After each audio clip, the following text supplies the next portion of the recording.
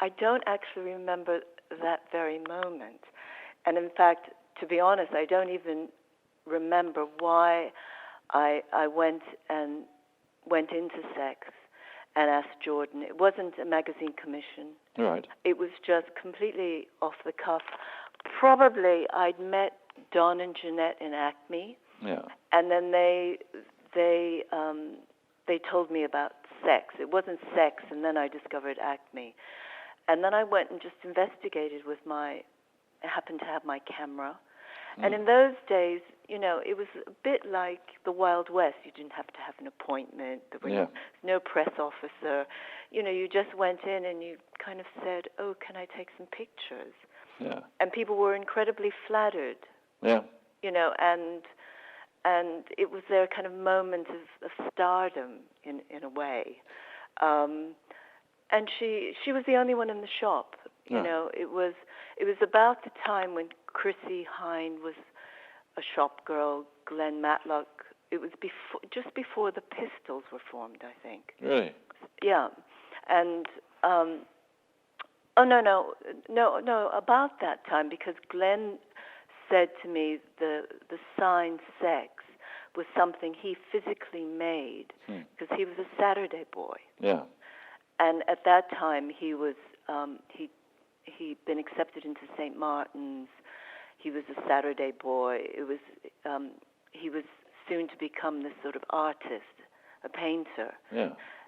And then Malcolm kind of came back from America, decided he wanted to form a rock and roll band, and asked Glenn if he wanted to join.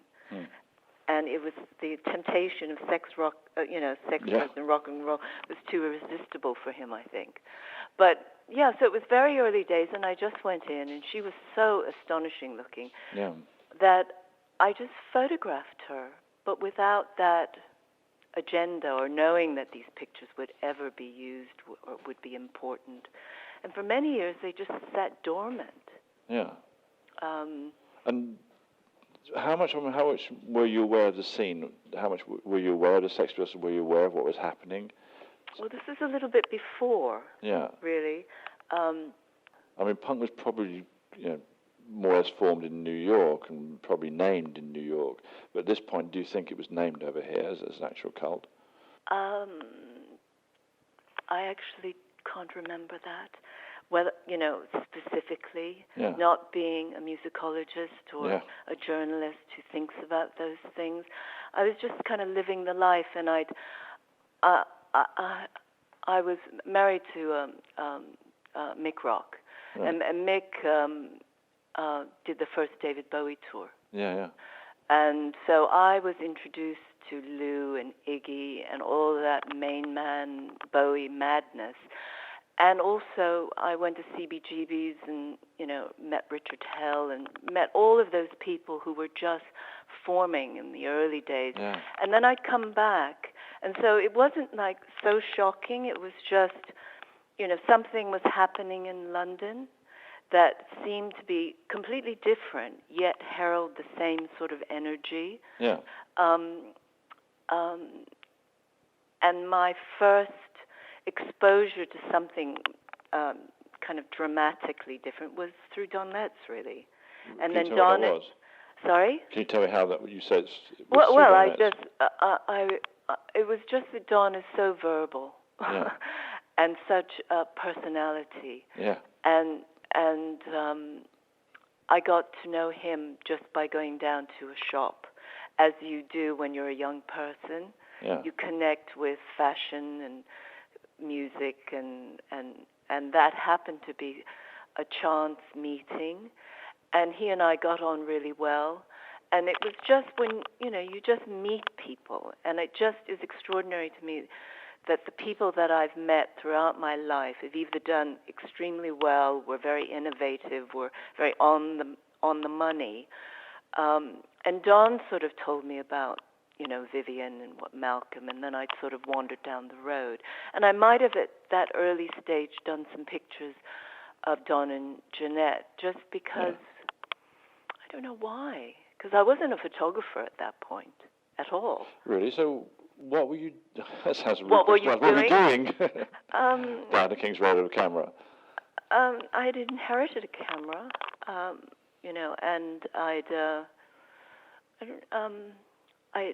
I did a year at the London Film School. Yeah. But I kind of soon gave that up. And I was always interested in photography. Yeah. I think I'm generally, if I look at my archive or what I haven't thrown out, and the different things that I've done, it's very much me just kind of being a fly on the wall, or being at the right place, the right time, or meeting people, and not I'm not a couch potato. I don't watch television. I don't sit around. I kind of pick up on vibes, and and I'm a kind of doer. Yeah. I'm a kind of let's do it sort of person. And then that must have been the reason why I was taking pictures. But it wasn't because I thought of myself as a photographer. I was interested in photography. But it kind of overlaps, I think, with what I saw in New York. And just because it was pretty astonishing. I mean, it wasn't a regular person. Right. Visually, she wasn't. Yeah, no, I remember. Yeah. But you must have remembered, too, that when you were going around taking those early pictures, people were just interesting. Something sparked your imagination. And everyone was up for being part of your imagination. Yes, most people when you approach them will tend to say yes, they want to photograph, just as you say, because it's you're interested in them, you're paying them some attention. Yeah, and you're giving all this energy out and enthusiasm for whatever it is that they're doing. And because in the 70s there was no money. Yeah. It was direly poor. I didn't have any money. I know that. And it wasn't until I did this punk book. I've learned a lot about punk by doing this punk book, talking to like Lloyd Johnson, who was around in that time, but really never flourished until the 80s. Yeah. That the reason why everyone was doing secondhand clothes was because Britain was on a 3-day week. Yeah, sure. And so Acme, all of them were doing second-hand clothes as a kind of fashion trend, mixing it with 50s, 60s. Yeah. And then even Malcolm with his Let It Rock. But he, being kind of generated by this new kind of energy, and because he's very talented, and Vivian too, kind of came up with sex. But then about that time, I remember, bondage clothes. There was this element of underground things already going on. Those was it Tom O'Finlan imagery. I was perfectly aware of all of that was going on. I wasn't kind of wearing it, or I wasn't hanging out with, S&M people. But as part of the vibe, I think it's this sort of information in the atmosphere. Yeah. And did you, just going straight back to that, directly to that picture, to talk to you sort of very precisely about that, there's a man standing looking at Jordan. Do you remember who he was, what his role was, where he come? Was he just passing by? Did you just stop? It looks like he's cleaned the window, but I guess he's not.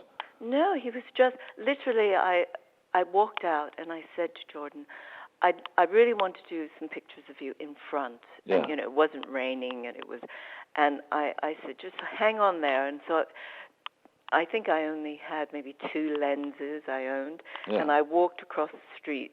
And as I turned around, he was there. He obviously had walked along the King's Road as I walked across with my back. Yeah. And then as I turned around, it was just, a magic moment, a chance moment. And I love the fact, the way he's looking at her and those flared trousers from the 70s, I just think makes the picture. I couldn't have had a better stylist. But that road, at that point, the King's Road is quite wide. So you must have been halfway across it? You're standing in the middle of the road, basically. Yeah, I mean, I was kind of risking my life, but, you just do these things. And how many shots would you taken from that position? Just take one, or was it a series? How long would that actual particular session lasted? I think when I look at what's left of this, and a lot of things have been lost, or I gave them away, or whatever, it looks like that was only one shot of him. It wasn't like him and then him walking out frame. It was like that one shot, and then I probably have two of her kind of later, or it was probably later where she's just standing on her own. And then I went in because it wasn't safe to be in the middle of the street. So I just went in and did closer shots.